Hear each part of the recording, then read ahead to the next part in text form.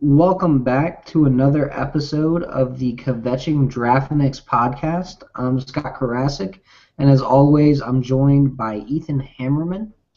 Tonight we're going to go over a couple of the different playoff scenarios because I know Ethan's a Pats fan and he's probably pretty excited for the playoffs. I And don't really care. I'm not that excited. I'll give it a couple of weeks. But I sorry, am really, wait, really cold. So I'm currently in extra warm. I'm under a blanket right now. I am in good shape. I am so warm, which is great because it has been really, really cold all day. reasons why I chose not to live in the North. Boy, Although it was cold in Atlanta today too, right? I heard it was like 11. yeah, I woke up, it was 9 degrees, and I was like, screw this. Why do I have to go to work? But I chose to make money, so I went to work. 'Cause you know what? Why not? That's why we go to work. Anyway, offensive tackles, the big fatties, everybody's favorite position, kind of. Um, we've got some hot takes, some not so hot takes. My not so hot take is I still think Andrews Pete is the best tackle in this class. However, I don't think this tackle class is all that great compared to previous years. I'm not saying that Andrews Pete's terrible. I just don't see the difference between this tackle class and say I want to say 2010 was the last kind of draft class on tackles. You had Trent Williams, Russell Okung. All right, sorry, it wasn't 2010. It was probably 2012. But there was a class recently where it was just kind of like mediocre on tackle prospects. 2012. There was Matt Khalil, who was the best by default. So he went way high, and then now he looks like garbage. And then there was Riley Reef, and then you had like Mitchell Schwartz. And this class reminds me a lot of that class. There's like two or three guys who should go in the first round. One's going to get overdrafted. I like Andres Pete because I like I like his quickness. I like his punch off the ball, and I like the way he mirrors defenders. But he needs a little bit of work on footwork. He needs to really, I don't know. I just don't trust him in the run game as much as I should either. I don't see him popping off the ball and destroying people like I see Lyle Collins. Where Lyle Collins, I see issues with just footwork in general. But I came into this year thinking that I was going to be really critical about footwork, but I'm at the point now where I think I'm just sort of like, if you are large and strong and just fast, I'll take a chance on you and see if I can get the coach's effort. Because I'm sort of at the point where, we've seen so many high tackle picks bust recently or look awful. Luke Jekyll looks awful. Eric Fisher looks awful. Jake Matthews looked awful for much of the season until his coach got better. But that's part of my point. I think that coaching helps. And Big Matt, I think it's more important, honestly, than talent because you can take a seventh-round offensive tackle and you can make them into a good player just because you have the coaching in place. So if I'm a team with a good offensive line coach, I'll take an offensive tackle in the first round. But that might be, in my mind, the most important position to find a good coach for in anything, even more than quarterback. I would argue offensive coordinator is more important than the quarterback's coach. But I'd argue from a position coach perspective, offensive line is most important, and tackle's no different. all right, so I do want to clear something up on Jake Matthews. He had an ankle injury throughout the entire season that he was battling. He looked great in preseason, pure wall, and then ankle injury in the opener, and he's battling through it. It got worse in the Giants game, so he had a 4-game stretch where he was just garbage, and then he looked fine after the bye. Up until the final game of the season when he screwed up something with the Lisfranc in his foot. So Matthews wasn't exactly horrible. He was injured, and he didn't know how to overcome the injuries against the NFL just yet. I'm not going to hold it against you. However, I do agree that you don't need first round picks on the offensive line to have a great offensive line. Despite what Dallas would make you think with their 3 offensive line picks in the first round, making that line look ridiculously dominant. Atlanta is an example of what you were talking about. You can take a 7th rounder. They took an undrafted free agent in Ryan Schrader, and he looked like a very good right tackle for 8 games this year. So as long as you're big, you've got footwork, or you're big and you're quick and you got a strong punch, you can learn footwork. And that's exactly what Ryan Schrader did, is he learned footwork. So I can agree with you there. However, there's got to be more. You still have to have the athleticism, or at least the intelligence to understand the angles. But you do have to have athleticism to mirror some of these speed rushers. I'm not going to trust a guy like La'el Collins against Cameron Wake next year right off the rip. No matter how quick he is, no matter how good his footwork gets, I'm still going to chip Cameron Wake. I'm not going to trust, like, I would trust him against a strength guy like J.J. Watt over a pure speed guy like Cameron Wake. So I mean, I'm fine with that. If you're talking about a rookie who can take on J.J. Watt, who happens to be my number one offensive tackle in this draft, that is La'el Collins. I think that you just take that every day of the week. Well, I no, think but the class actually this sort of reminds me of is 2008. And that was an interesting offensive tackle class because I'm looking back at it now, and you had Jake Long go number one overall, then you had Ryan Clady, then you had Chris Williams, Brandon Albert, Gosder Cherilus, Jeff Ota, Sam Baker, and Dwayne Brown. I'll go in the first round in that class. I'm going to be honest. I think that if this class was sort of transposed in 2014, I don't think some of those guys go that high because the position to me has sort of like lost a little bit of its luster. And I think that guys like Cherilus, guys like Chris Williams, I think they'd slip if we were to do a re-rack of that draft and sort of like move them into the 2014 mindset. So I think that tackles, we're looking for something slightly different now. Now, granted, the guy who sort of like made me think of this class is T.J. Clemmings, who's somebody who I originally wasn't very high on, but then I rewatched and I rethought my position on offensive tackles in general, and I think now to me you got to bet on the punch. You got to bet on the strength, got to bet on the ability. And Clemmings has most ability in the class, sort of like Dwayne Brown in 2008. So I think that him, Eric Flowers from Miami, who I think is really underrated right now, and I think could be a really, really good right tackle, which honestly, right tackle it might be more important than left tackle because all the best pass rushers are rushing off of the right side right now. They're not rushing off the left side. I believe Steve Palazzolo had a stat that like 10 of the top 12 sack getters in the NFL rush primarily on not the blind side, but on the other side of the quarterback, which I think is kind of crazy. So I think a great right tackle is something in demand right now.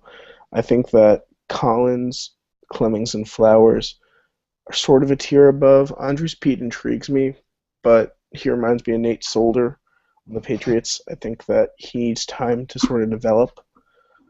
And I think after him, there are some interesting prospects, but I wouldn't take any of them until like round 3. Like Jake Fisher, maybe the guy from Utah, maybe Sambralo. I would kick the guard. I don't think he's a tackle. So I think that this might be a pretty shallow offensive tackle class, to be honest. But there are some interesting prospects later who maybe could be nice right tackles, and that's just as important in the NFL now as left tackles. I agree.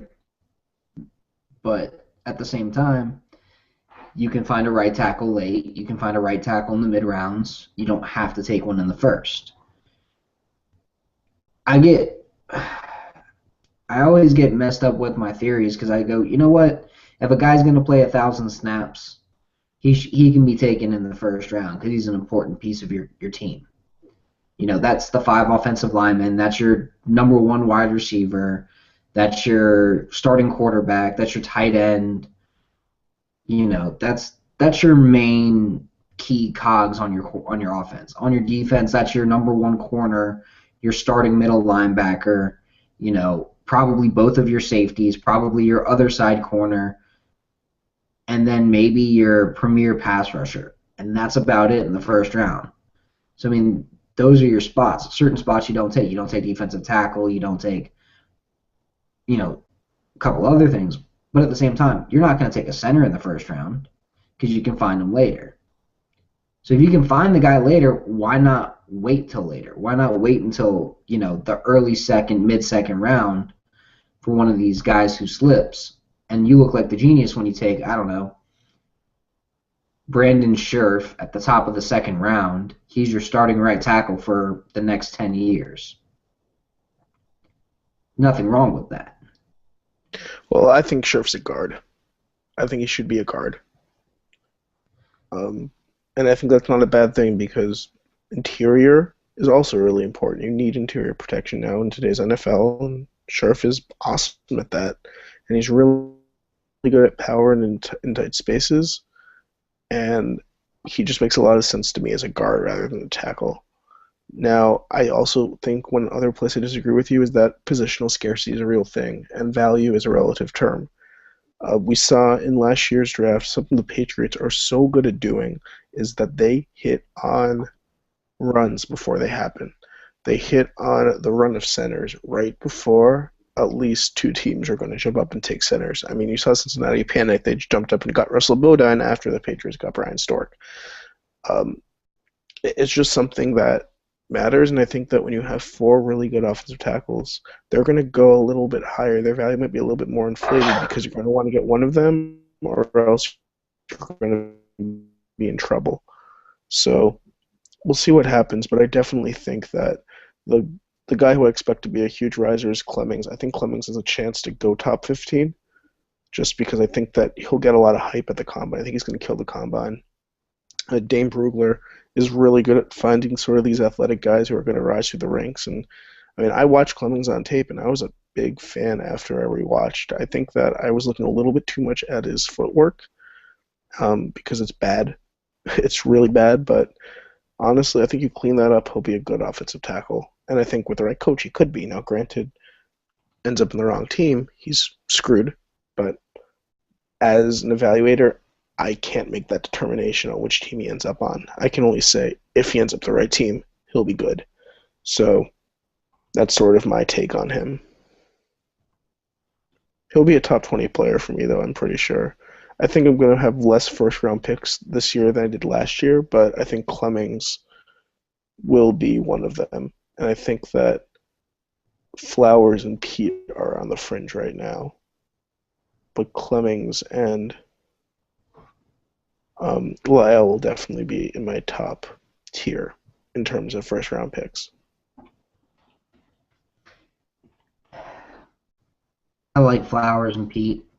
I think Flowers might be the dark horse to be the guy who moves up just because he's very athletic for his size, at least from what I'm seeing.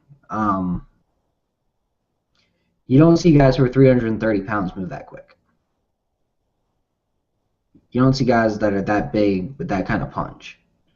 Now, the name that I think we're kind of ignoring here, which you said before the show, he's a guard. Cedric Ogbuehi. When you're talking about athleticism, hey, you can teach this guy, I think a coach might fall in love with him. But I think as a tackle, he's probably a bad fit in any sort of power scheme, and that's Cedric Ogbuehi.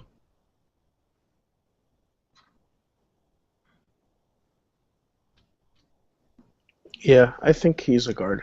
I think the Seahawks are going to pick him at 32 and make him a guard. I'll call it. That's my prediction. It's not a bad prediction. The other guy that I think he's going to play left tackle in the NFL. He's just really raw, and he's injured all the damn time, so that hurts his grade, and that's Jake Fisher. He's good. He's just always not playing because he's hurt. I feel like he's torn his ACL 6 times.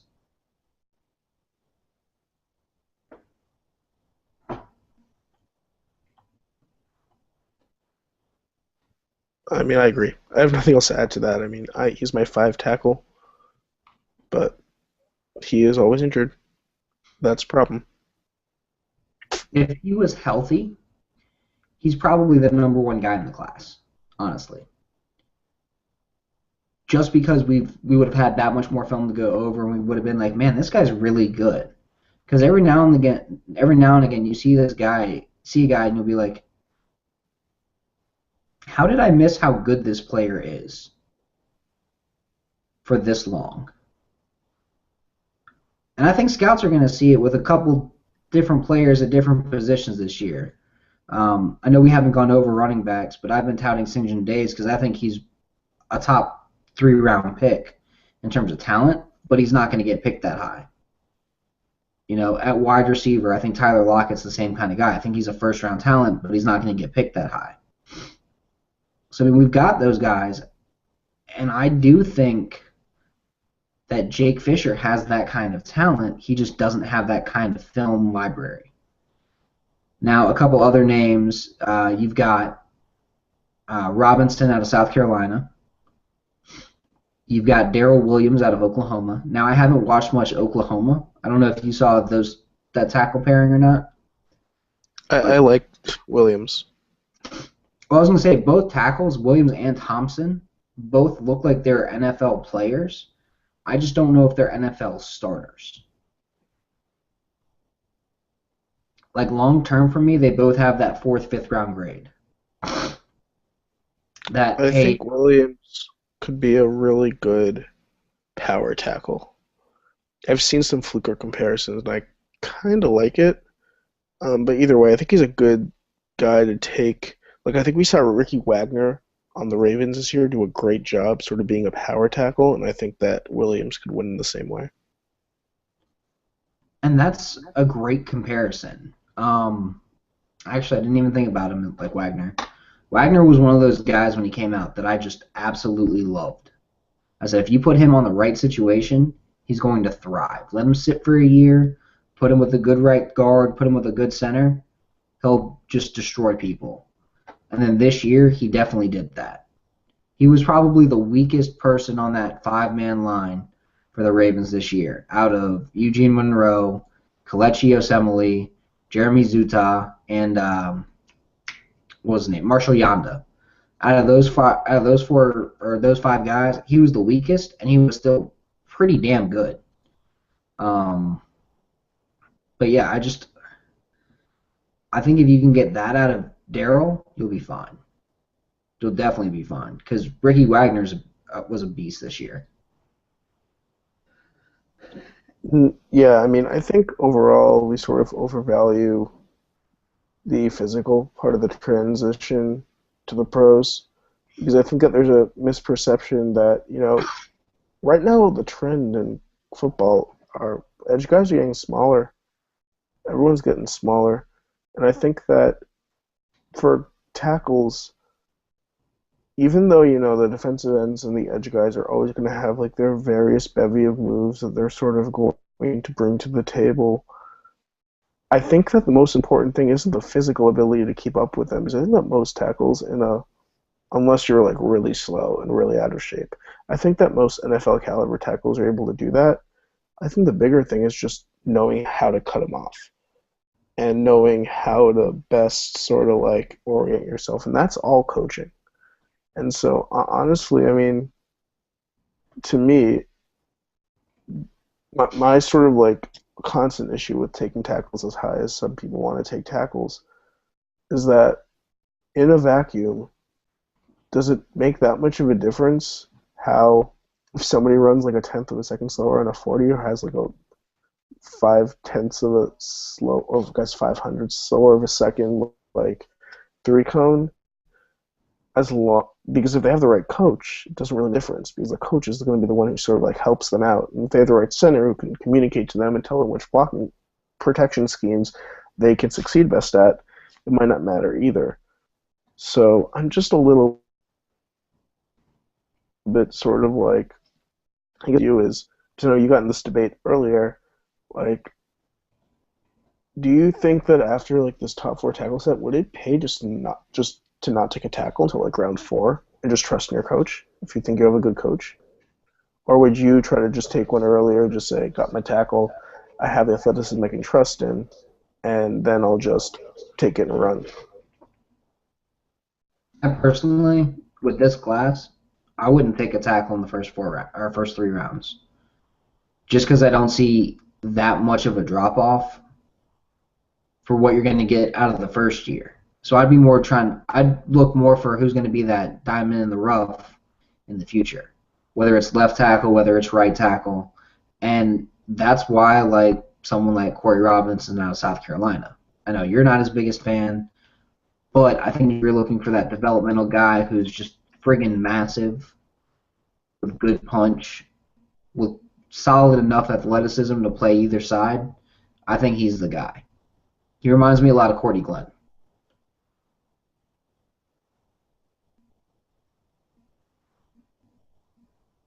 So I know you were saying before the show that you weren't exactly super high on Corey Robinson, but I don't know. There's something to be said about good length, good strength, great punch off the ball. His footwork's He's so atrocious. just like not very good. And I mean, I don't think, and again, I think South Carolina, like I don't know their coaching. It's awful. I'm just like, yeah, but he's just not good at angles. I mean, but my thought though, and I need to double check because I didn't do this before the show, and I should have, and that's what I'm looking at right now. Who are the free agent offensive tackles this year? Because I feel like this year would make sense. I would spend in free agency and get a tackle, and then I wouldn't need to worry about the draft. I'd focus somewhere else.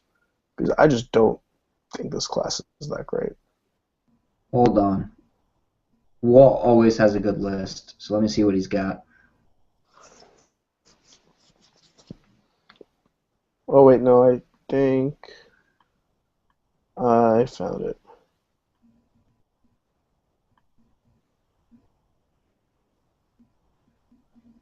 But yeah, there's a ton of good talent Yeah, this year in all the right. It's draft. not. It's actually. You know what? I take that back. It really is not a great class. I'm looking at the list right now, and I'm not very impressed. A lot of like former like mediocre players, but like that's the thing. I mean, a guy like Byron Bell, who might get re-signed by Carolina, if he doesn't get re-signed, he's probably a better value than like a fifth round pick. I would just sign him.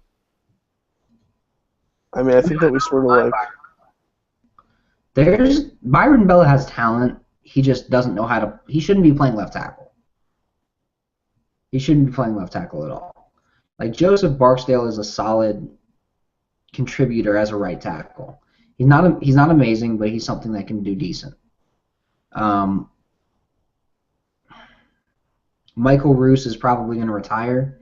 I would gladly take him as like that swing tackle, but you're right. The free agent class kind of sucks. I mean, Doug Free. What happened to him? Eh, I mean, it does kind of suck, but a lot of these guys, like in terms of like depth, they're probably better than any in terms of like instant depth than any of the guys are going to find on day three or later in this draft. Just being honest. Like, do you like? Is there anyone in this class? I guess maybe you see Corey Robinson as that guy, but like someone who you could really develop as like a long-term starting tackle who like you could get on day three. I mean, maybe Liefeld from Cincinnati, who I kind of like. I know that there was a tape, I haven't watched it, about Fabaluje from TCU. I mean that's basically who I see. I see Clemmings. Like that's the guy. Or not Clemmings. Robinson. I think that's the guy. Yeah. I know, didn't Kuiper like Robinson a lot? Maybe. I know I've seen a lot of Robinson from being forced to watch South Carolina. Um, so I saw him last year and I was like, man, this guy's pretty good. He should be fine. I watched a couple of his games this year and I was like, he looks like the same guy. They don't really coach at South Carolina. They just kind of put guys in the right spot to win at that level. If they would, I will say that if this Fabaluje guy from TCU runs, as they say on Draft Scout, if he runs a 5.10 at 6'7", 360, he's going to end up rocketing up to day two. So he's someone who I'm going to have to watch after the show because I haven't watched him yet. Out of Texas Christian? So if he does something, I could see him moving up my board, but I haven't watched him at all, so Damn. I can't make any judgments on him yet. Yeah, that dude's big and fast. That's your massive fast. That's your guy. That's your Corey Robinson, if you will. He moves better than Robinson does. I will give him that. Shoot. And somebody brought up a point. If Conklin from Michigan State comes out and Stanley from Notre Dame come out, although indications are that they're not, from what I've heard,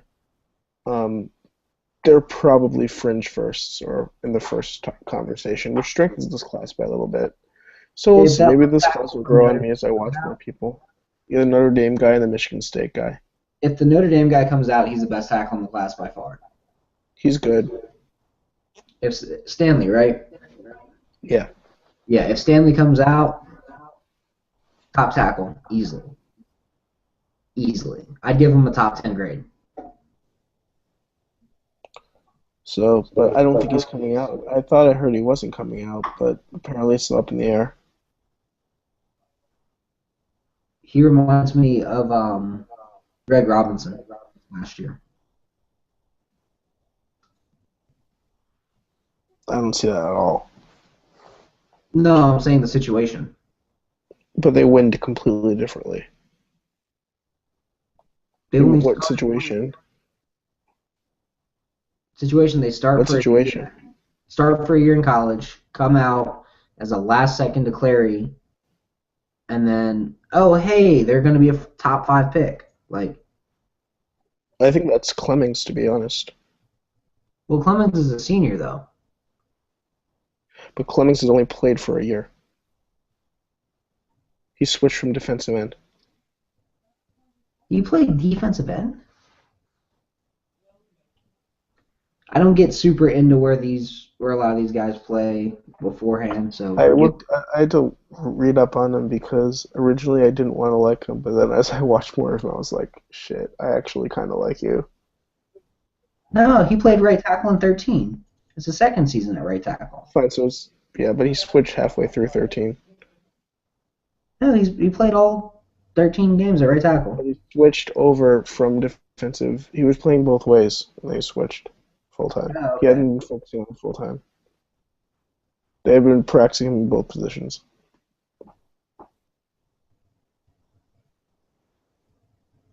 Man, Clemmings was a captain too. I kind of like that.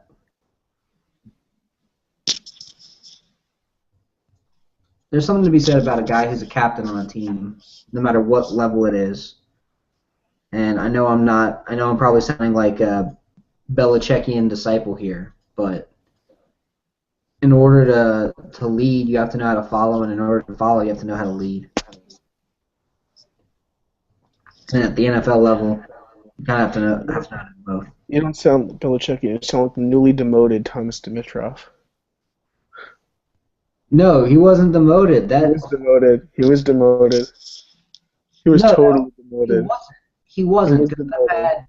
He wasn't. I've had multiple agents say to me, "You mean so exactly what they did last year? It's just now being published." So basically, he was demoted last year, but it wasn't published. Basically, is what you're saying. Okay. Yeah.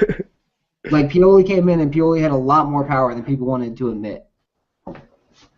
Well, I like Pioli. He has that power, but there's still working collaborative effort.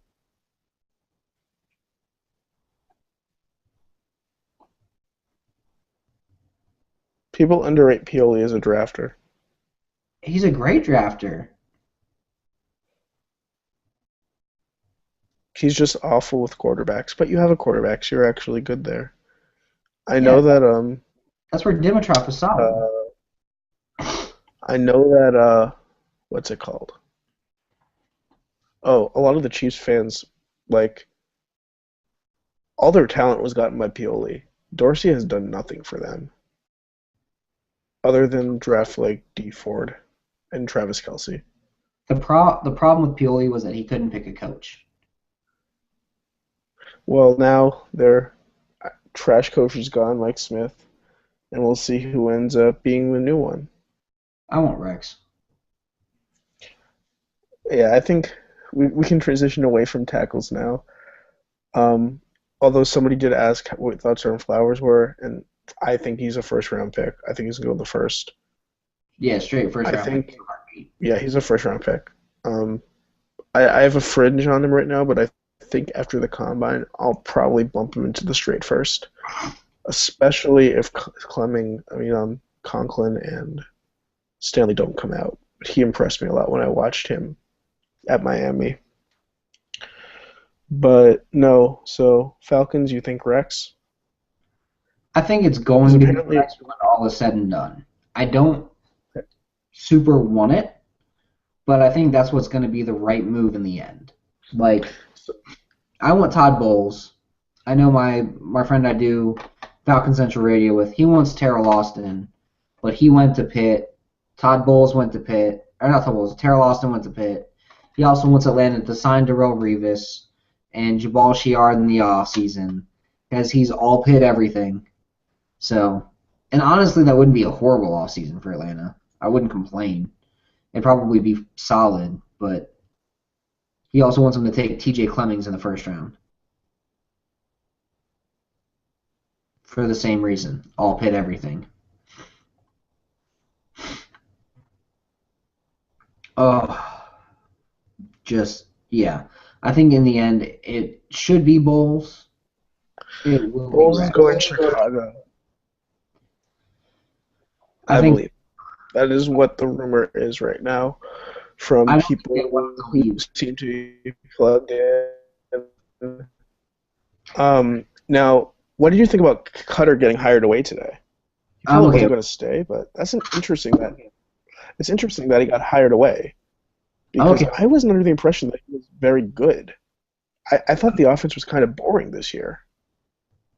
It was boring because he was trying to protect for an offensive line that suffered 5 season-ending injuries by week 4. It's kind of tough to run, or sorry, by week 7. It's kind of tough to run an offensive line with that much injured and backups. Atlanta was playing their starting guards, their third center, their fourth right tackle, and their second left tackle for basically the second half of the season. For the last 9 games. So Cutter wasn't horrible. It's just he never relied on the run game. And because of it, Atlanta never actually had a run game, despite averaging 5 yards a run.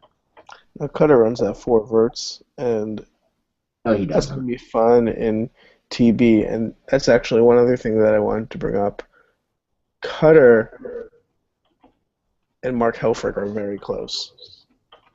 And I heard the rumor today that this is sort of like beginning the process of having Mariota be the top pick in the draft for the Bucks, which, by the way, I think would be the right pick. Um, but yeah, just keep an eye on that because Helfrich was under Cutter at a couple of jobs. I think 2 or 3. I think Boise State he was under him. I think his first job was like a GA he was under him. So I think that this bodes well for Marcus moving to Tampa Bay. I said the minute Cutter was hired that the scheme made much more sense for Mariota because Cutter loves to run screens. And Mariota could jump right in. He'd already understand Cutter's screen game. He'd understand Cutter's basically the vertical game because the screen in the vertical side of the game is already what they run in Oregon. The issue that he would have in Tampa Bay is that he'd have to learn some of the West Coast concepts that Cutter puts in his offense, like the slants, like the curls, like the option routes. And he'd have to work with his receivers on that and developing chemistry. But I think Mariota is much more prepared to step into a Cutter offense than Winston is. Because Winston's running pretty much that pure Cordell style offense, like that old school chuck it deep, chuck it intermediate kind of offense. And I like Winston. I think he's a better NFL prospect on the field. But we're talking the difference between a top 10 grade versus a top 5 grade. Not the difference between a, like, oh, hey, this guy's a surefire number 1 overall pick, and this guy's like a number 6, number 7. Or not number 6, like a number 15, number 18. Off the field, Winston's an idiot. But if going based on the knowledge that we have, I'm not going to sit here and say Jameis Winston is a rapist because I don't know. I wasn't there.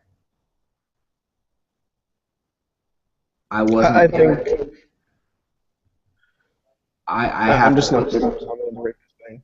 Well, Although what I'm saying is you I kind think of the have to bigger ignore it thing, because you don't have enough. You don't have enough actual evidence. I'm not. I mean, I don't think Jameis is a sociopath, if that makes sense. Like, I think that I don't even if either. he did commit the rape, which, by the way, if he did and he is found guilty and or there is evidence to prove that he did it, he should be incarcerated and should be prosecuted. And I don't think that anyone's going to disagree with that. But Yeah. I think if he did it, it was probably less because he is somebody who is a sociopath and more because he did something that a lot of really stupid rapists do, which is he was drunk and wanted to have sex and use his power to extort sex from somebody, which is still a crime and still should be prosecuted and should be attacked and should be criticized by everybody, but it doesn't make him a sociopath. Now, that being said, I think Jameis should, if he's going to commit to football, he should not be playing baseball this year. That bothers me because Because I'm he not declared seeing for the the draft, he commitment that I want to see, and that's something that I can sort of begin to like. because he It jumps declared out to me as a for the red flag. draft, he can't. He can't play baseball because he declared for the draft. He can't play college Didn't he baseball. say he was going to play baseball this year? He can't play NCAA I thought he rules. said he was going to play. It completely gets rid of his eligibility the minute he declares for the All right. draft. Well, then that's good. He has That no clears up one eligibility, notion. which leads into a completely different argument of why the NCAA even matters. But Yeah. he has no Well, amateurism anymore. I didn't know that. But anyway, I mean, my bigger issue with Jameis, I actually disagree with how you characterize the offense he runs. I was talking about this today with somebody on Twitter. Um, they actually ran a lot of slants and a lot of curls. And that was sort of where Jimbo, I think he oversimplifies the offense for his players. It's not all four verts from what I see, and I think that part of that might have also been because they lost their best receiver last year and they weren't able to replace him, which is a reason why I think Rashad Green is kind of overrated by some, by the way. Because clearly, like the offense wasn't nearly as good this year with him as their number one receiver as they were last year with Kelvin Benjamin. It wasn't even close. Now that being said, I think that Mariota, he just fits the weapons really well in that scheme, and it just like I mean it's not hard to learn how to throw slants and curls. It takes time, but that's not a mental thing. That's just a practice thing. I'm not worried about that. The option routes may come with some more time, but they didn't run a ton of option routes, and those guys are so big anyway. They're going to help out Mariota so much when he heaves up jump balls. You know, you got Mike Evans, you got Vincent Jackson, Austin Sperry, and Jenkins. Like, I'll just jump up and get him and bring him down. So I Atlanta ran don't think that that's going to really be an issue for him. Atlanta ran a lot of option routes this year. That was the issue. Yeah, Is that but so late developing. Yeah, but that also might have been because the quarterback had so much experience with the receivers. Because it was Julio and Roddy and Ryan. I don't think that with a rookie quarterback you're going to see the same type of offense. And if they do run the same type of offense, probably it's because Mariota is working with Evans and Jackson to get the timing down. Because his work ethic, by all accounts, is just totally, he's great at that. I don't know why he's not already working on a contract. I'll put it that way. Because the move that they made basically just said, "Hey, we're trusting in Marcus Mariota to be our quarterback." As much as people think that Winston would be a good fit for the that old Falcon offense from last year is going to be a completely different thing. Um, I But just I, the Falcons are in a different offense than the Jaguars did when Cutter was there. So I don't think Cutter's going to run the same offense when he goes to Tampa. I don't I think either. he's going to run a different offense. I I think we're in think a simplified offense. I think he's going to be very big on playing to his guys' strengths. The only thing I think he's going to continue is his poor, poor running scheme and lack of run calls in general. He just doesn't call a lot of running plays. But that could have also been as much on Atlanta not having the right running backs as it was, you know, wanting to highlight Matt Ryan.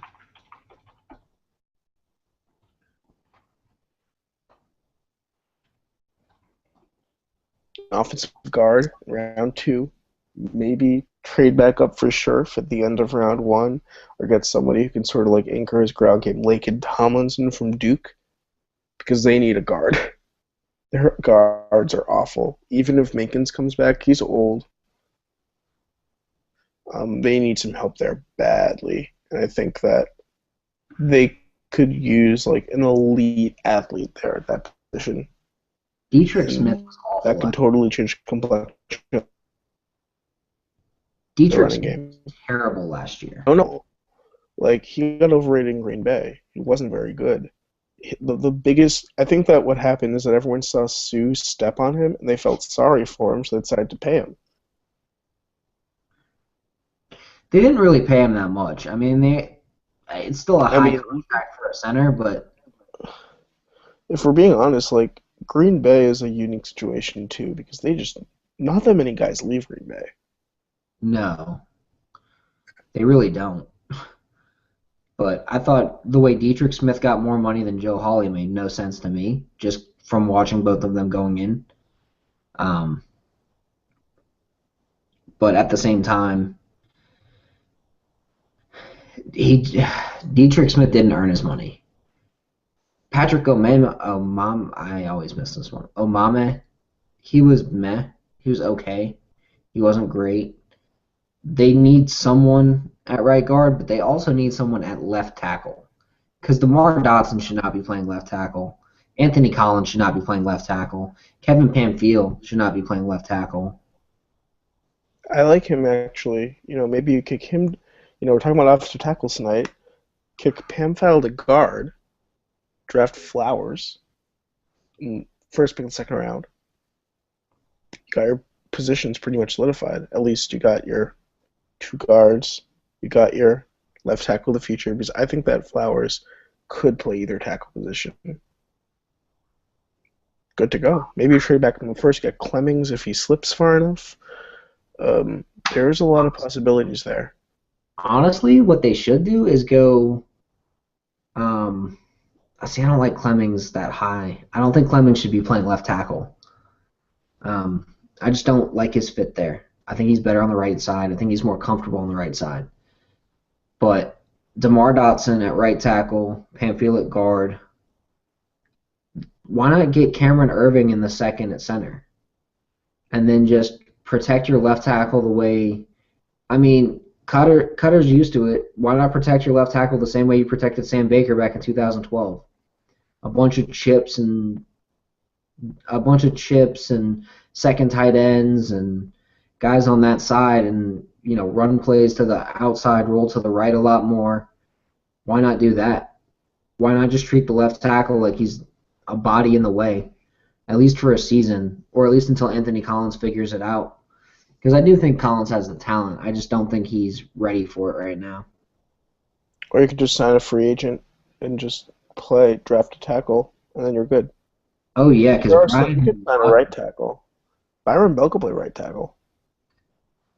I mean, I do trust DeMar Dotson at left tackle over someone like Anthony Collins right now. Which is crazy. Collins so badly. He was good in Cincinnati, but he's regressed. They benched him, right? Yeah. You could move Collins to guard, though. I don't know why you would. Honestly, another possibility, you can move Minkins to tackle. He played tackle for the Patriots. And the thing is, Dotson didn't look horrible. He just didn't hold up well against speed. His worst game was against the Satans. Cameron Jordan and Junior Gillette had a fun day. So I guess moving on from Tampa, the Dan Quinn hype. Do you think it's legit? Like this guy, I saw an interview that said that he's like the most impressive interview of any defensive coach or any head coaching candidate in like the past 5 years. I'm just not sure I'm buying the hype. Because how hard is it to be like? Because it sounds like he's just like Pete Carroll, except less successful. I'm about as excited with.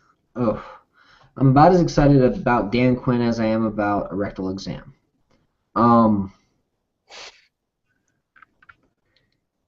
in short, I'm not excited. I think Dan Quinn is mediocre. I think he's not the reason for any of their success. I think the whole reason why people are excited about Dan Quinn is they're like, oh yeah, he's the one that runs the defense. Gus Bradley used to run that defense and it was great. Dan Quinn's running it and it's great. Well, if the defense is great and there really hasn't been any change to it, yeah, they run a little bit more press as opposed to off man, but it's still the same damn defense.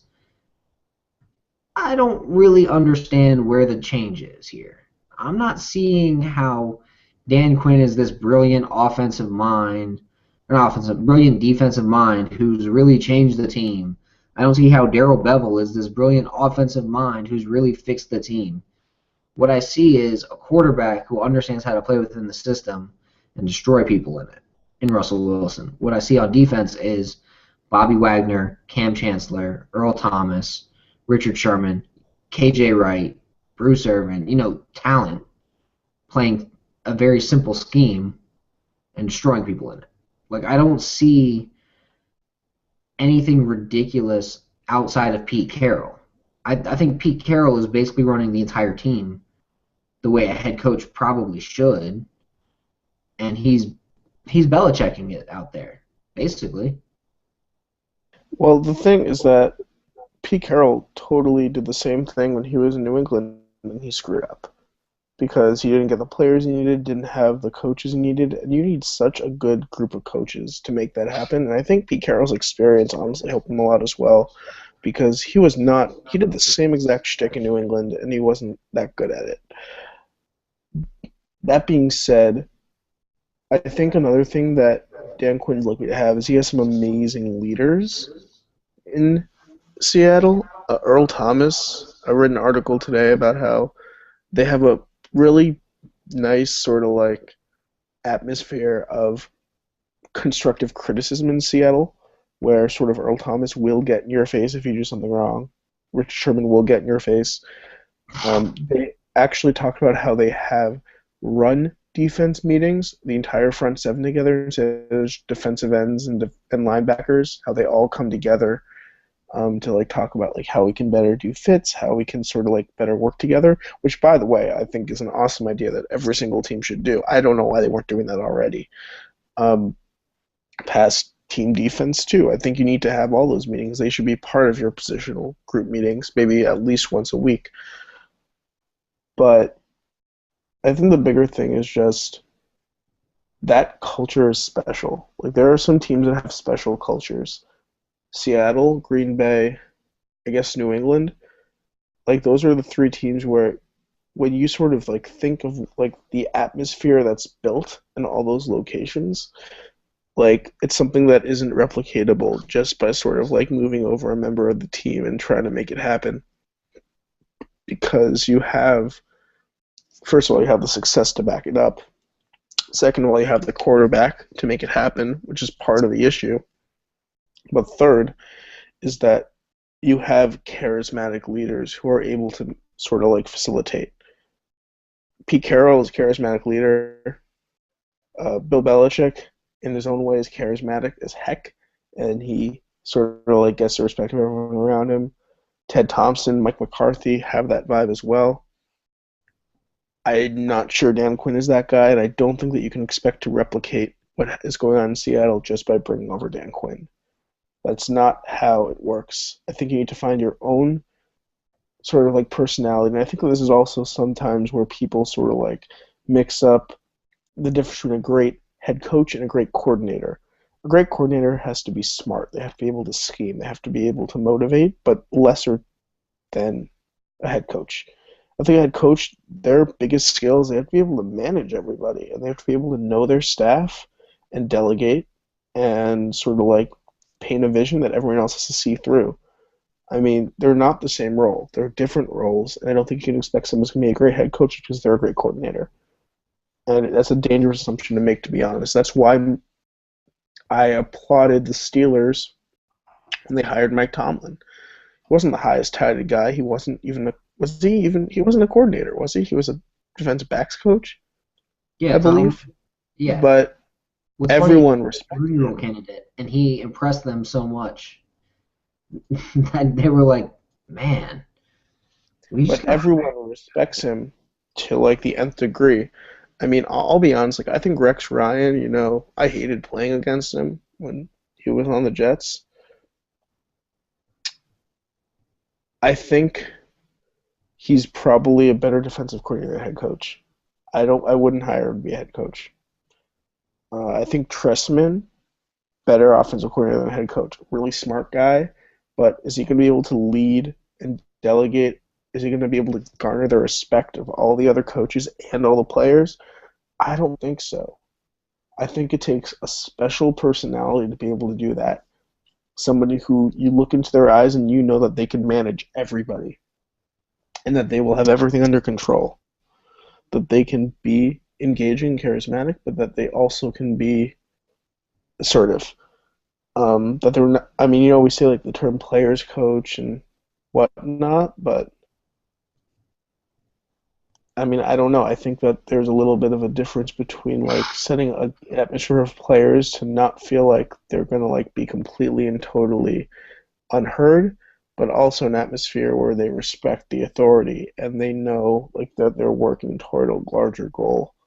So I don't know. I think that a lot of the top coordinators who I've sort of like seen getting offers, I think it's a little bit dangerous to assume they're going to be great head coaches because they're good coordinators. And I think there's a little bit of a lack of creativity that I'm seeing from a lot of teams that are sort of like looking at the same people, hiring the same people.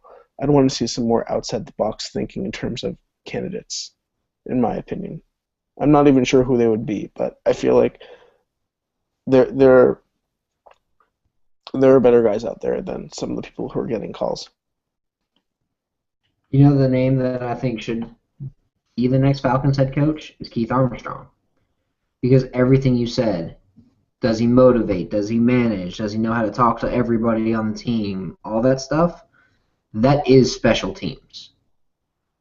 And I think special teams guys need to be given a legitimate shot, especially if they've got experience as, safeties coach, linebackers coach, defensive backs coach, wide receivers coach, played a running back in college, understands both sides of the ball. I think the best coaching candidate out there right now is Keith Armstrong, and he's had one interview.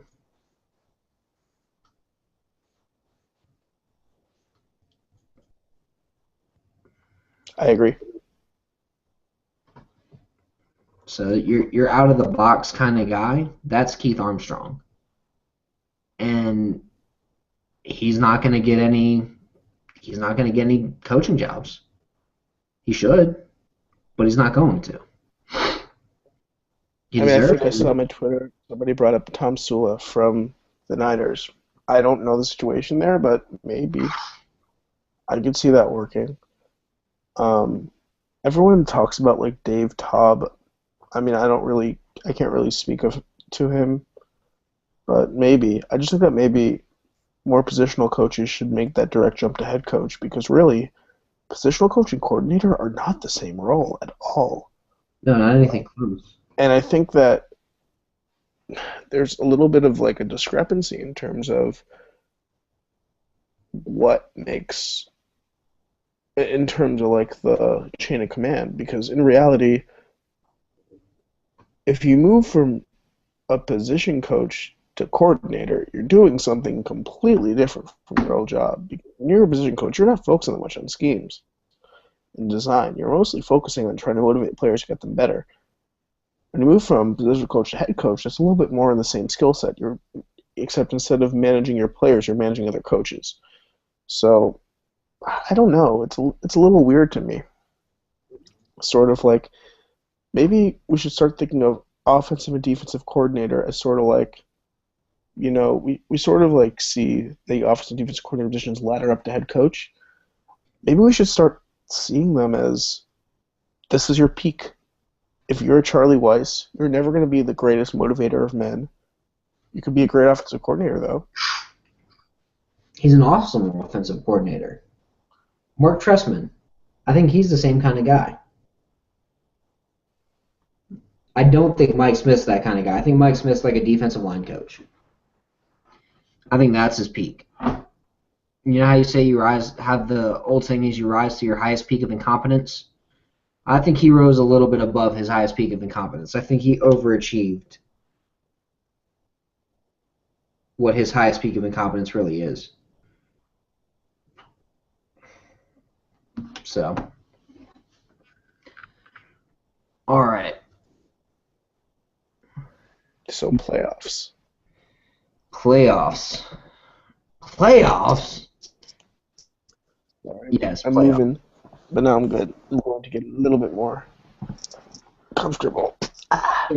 So right now, Anyway, yeah, playoffs. So the bracket's essentially Baltimore, New England, and Indy and Denver on the AFC side. On the NFC side, it's Carolina and Seattle, and Dallas and Green Bay. We'll just do a quick rundown. We're going to save the New England game for last. So we'll start in the NFC. Carolina versus our good friends in Seattle. They go to Seattle. They don't match up well. I don't think. I think if there's a team that's going to stop Carolina on this, 5-game, 6-game win streak they're on, it's Seattle. And the fact that they're missing Star, definitely Seattle.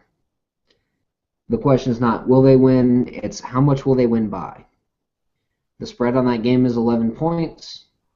I would say take Carolina for the spread reason. But in terms of actual who's going to win, I think it's going to be Seattle. I feel like all those games have been like really low scoring between those two teams. Like 10-7, 10-6, 13-6, like just really, really low scoring. I think this game will be no different. In that case, you have to go with the home team. I want Carolina to win because I think it would be a really entertaining upset to be pulled, but I think it's going to be Seattle. I'm going to make a bold prediction here. If Carolina pulls it off, though, I'll be so happy. No, I'm going to make a hot take, if you will.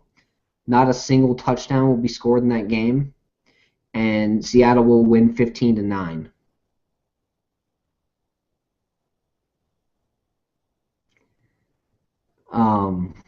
Next game, Dallas and I'll say 13-6. There you go. That's a good prediction. This game is going to be. This game is interesting to me. I feel like it might be closer than people think it's going to be. Dallas is a good team. And they didn't play great last week against Detroit, but Detroit's defense is better than Green Bay's. I think Dallas is going to win. Green Bay's defense is horrible against the run. It's absolutely terrible against the run. And they had trouble shutting down Julio Jones off primarily play actions late in the game. And Dallas is going to smoke them with Dez Bryant and with Tony Romo. The one equalizer, though, for Green Bay is that Rodgers is injured, but Dallas doesn't have a pass rush in the pocket. I think he's going to be able to make plays, and I can't bet against him at Lambeau. I think it's going to be a close game. I'm rooting kind of – well, actually, yeah, I'm kind of rooting for Dallas. I think it would be entertaining if they do well in the playoffs, but I think Green Bay is going to pull it off. I'm going to say 31-28. See, I'm going with a slightly lower scoring game. I'm gonna say it's 24-17 Dallas. I think Dallas's defense is a bit underrated, and I think it's probably going to snow, which will lead it to more of a running type game as opposed to a passing game. Again, I think it's going to snow because it's friggin' ass cold down here in Atlanta. It's supposed to be cold up there, so yeah. Let it snow, let it be a run game, let it be one of those miracle type deals, and I think Dallas will win 24-17. All right. The fun game of the week is Indy versus Denver. It's either going to be a blowout or a shootout. It's either going to be Denver blowing out Indianapolis, or it's going to be a 55-52 victory for one of those teams on the last possession. Because Denver's got a semblance of a defense, and Indy still has a mediocre one. I like Denver in this game at home. Even though Peyton Manning's garbage in the cold, I think they're going to rely on C.J. Anderson, and I think they're going to win probably in that 28-24 kind of range. CJ Anderson is very good. I will say they did a good job against Cincinnati last week on the ground. And earlier this year, they played, and it was a pretty close game. And Peyton Manning was playing better then than he's playing now. I am very, very tempted to pick Indy in this game, if you could not guess. Very, very, very tempted. I think they are going to keep it really, really close. I think that it's a good game. Peyton at home. I can't bet against the Broncos at home. I'm going to be really boring. I'm going to say in a high-scoring game, 35-31, the Broncos win. But I think that Indy could totally pull the upset. Not out of the realm because Peyton is not playing as well now as he played earlier in the season. I can agree there. All right, final game, and then we'll get out of here. We got Baltimore Ravens and the New England Patriots. Since this is your team, I'm gonna let you take the board. I'm gonna bring it back to December 22nd, 2013, when the Patriots last played the Ravens. And do you remember what the score of that game was? No. I'll give you a hint. The Patriots won by 35 points. 34 points. It was 41-7 in I Baltimore. I Now, don't. granted, the teams are very different. But I think people are completely and totally. I've never seen the sort of like craze over a 6 seed that I'm seeing with Baltimore right now. Have you ever And it's seen a little bit. kind of pass rush? I think Baltimore's a good team. I think that their pass rush is really, really good. But if the Patriots play their game, they're a much better team than Baltimore. I think that they're clearly the class of the AFC this year. I'm not even saying as a homer pick because I'm normally Mr. Negative when it comes to the Patriots, but they've beaten every good team they faced this year other than the Packers, especially toward the end of the season. And the Packers game was on the road, and it was close without Chandler Jones. Flacco in that game, Flacco, who notoriously, like, quote-unquote, kills the Patriots, 38 for 260 yards and 2 picks and was sacked 4 times. And the Patriots' defense is better now than it was then. The Patriots' offense is better now than it was last year as well. So I don't think this game is close. I think that it's going to be 38-10 Patriots. And I'm going to go completely opposite. I think the Ravens are going to be a little bit angry. I think their pass rush gets Also, out. it's going to be like -1 degrees and maybe snowing. Yeah, I'm still going Ravens on this one. In a close game, I think their pass rush gets to Brady. I think it's going to be a lower scoring game than people expect. I'm going to say 24-21. And that last second field goal that the Ravens continually used to miss, I think they finally make. They won't get Cundiff this year. I think that's an awful take. That's the worst take I've heard all year. I don't think the Ravens come close in this game. And I'm normally Mr. Negative when it comes to all Patriots games, but I think people are underrating how good the Patriots are this year, which is fine. Remember is that upsets don't tend to happen the first game of the playoffs. They happen in the last game, which is why I actually think that Seattle game could be a little bit more interesting than people give it credit for. Because I believe that's the last game of the playoff quartet. It's the first game. It's the night game on Saturday. So also, the last game is Dallas? No, the last game is Denver Indy. Oh, then that's the upset game. All right. I changed my pick to Indy. All right. With that, we're gonna take off for the night. I'm Scott Karasik. You can find me at Scott Karasik. Ethan Hammerman. You can find him at Ethan Ham with 2 M's on Twitter. Feel free to follow the show at Kvetching Draft. And then next time we should probably try to do a mailbag or something. Also, position, since you got to pick offensive tackles, I'm picking a different one next week. We're going to go safeties. Another awful class. Another awful class, but oh god, find so some gems. We'll see y'all next week. We'll see. Bye.